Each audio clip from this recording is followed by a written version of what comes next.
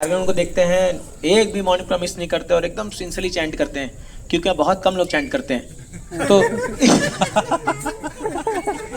इसलिए विजिबली दिख जाते हैं जो चैंट कर रहे हैं। तो it's a very nice duty. Now will request, अरे कहाँ गया वो, भाग गया, उनको बुलाया तो हमारे और एक ड्यूटी जो हम कभी बिलीव नहीं करते कि ये व्यक्ति वॉइस में शिफ्ट करेगा, लेकिन वो कर गए और आज तक टीके में, ये भी बहुत बड़ी कृपा है आप। और बड़े हंसमुख ड्यूटी हमारे कृष्ण प्राण प्रभु, तो बड़े चुलबुले और मस्त ड्यूटी है। समझ में आता है कि ये हमारे साथ में है कि नहीं है, तो बड़ा लगा था, लेकिन अभी साथ में है और अच्छा भक्ति कर रहे हैं। माता जी भी साथ में आई है और माता जी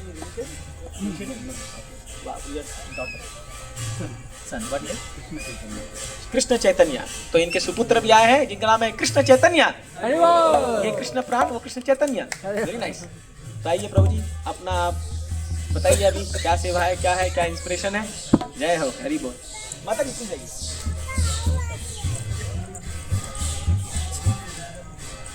नमो विष्णुपादाय कृष्णपृष्ठाय भूतले श्रीमते भक्तिवेदांत स्वामी नाम। नमस्ते सरस्वती देवी गौरवाणी प्रचारिणी निर्विशेष शून्यवादी पाश्चात्य।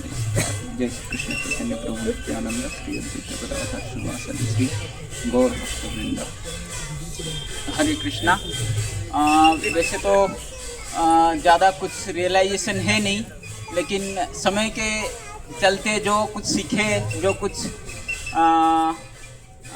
अनुभूति हुआ, उसमें उसके बारे में कुछ बताना चाहेंगे। जैसे कि सौर्य चैतन्य प्रभु जी बोले कि हम इतना सीरियस डिवोटी नहीं है। नहीं, ऐसे मेरा वैसे नहीं है प्रभु जी, मैं आपको कुछ नहीं बोल रहा हूँ। नहीं, मैं आप नहीं बोले, मैं अपने ओर से बोल रहा हूँ कि मैं इतना सीरियस डिवोटी नहीं हूँ। फिर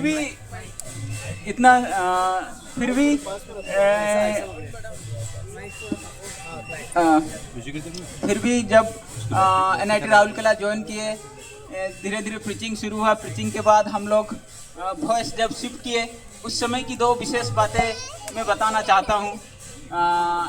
जैसे इनिशियल समय में वॉइस शिफ्ट किए तो उस समय पंकज गोपा प्रभु, तो मेरा बिल्कुल भी वॉइस शिफ्ट करने का मन नहीं था, बिल्कुल भी नहीं था। सच बात बता रहा हूँ मैं। तो पंकज गोपा प्रभु जी मुझे अभी जो टेम्पल हॉल है वहाँ बिठाए। वहाँ पंकज गोपा प्रभु मुझे बोले वॉइस में रहने की क्या फायदा है, हॉस्टल में रहने की क्या फायदा है। शायद प्रभु जी को पता होगा या नहीं, भूल गए होंगे, लेकिन हमें पता है। फिर समझा बुझा के हमें वॉइस से हॉस्टल से वॉइस शिफ्ट कराए।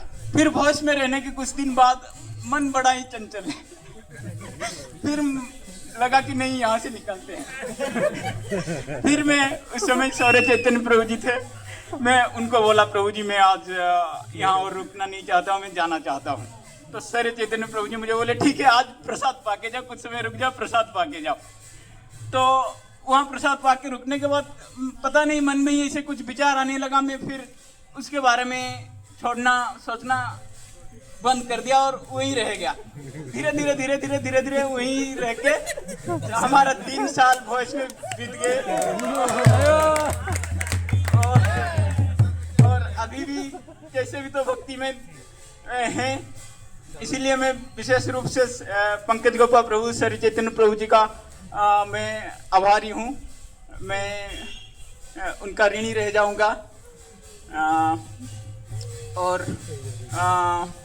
और जैसे ही वॉइस से बाहर आए, पारादीप में हमें सर्विस मिला था। तो पारादीप में ऐसे स्थिति था कि वहाँ डिवोटी तो थे, लेकिन इतना पता नहीं था कौन कहाँ रहते हैं, क्या करते हैं। धीरे धीरे वहाँ प्रचार प्रसार बढ़ा। तो अभी फिलहाल ही में 2022 में एक इस्कॉन टेम्पल सेंटर नया खोला है।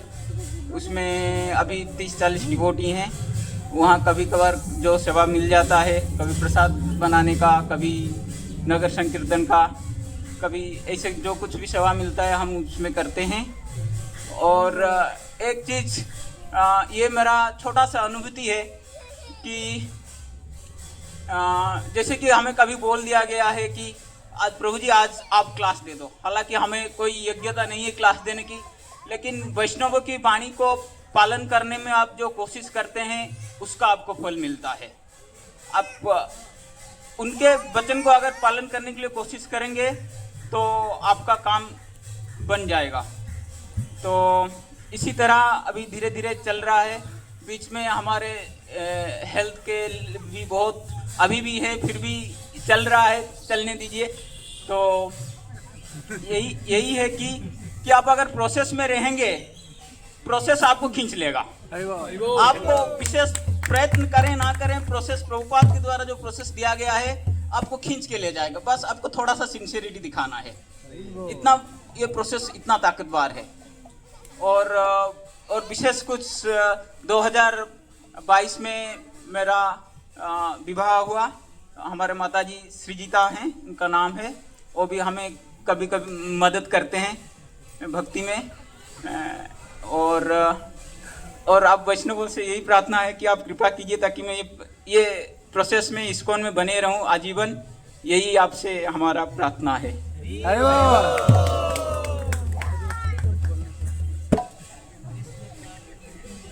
हरे कृष्णा सारे भक्तजनों को। मेरा शादी से पहले मेरा मतलब कोई भी कनेक्शन नहीं था इस्कॉन के साथ।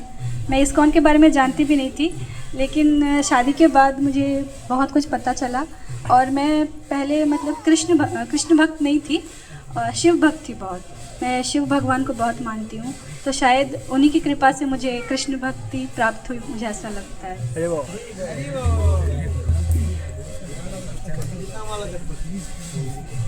अभी तो 2 माला से स्टार्ट कर रही हूँ।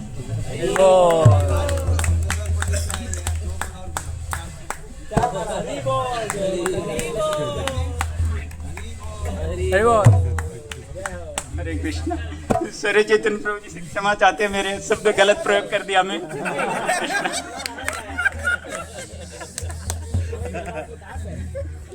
आपके बेटे का नाम क्या है?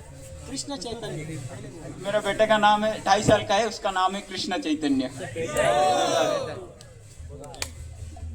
Thank you so much Krishna Pran Prabhu, is a very simple genuine devotee.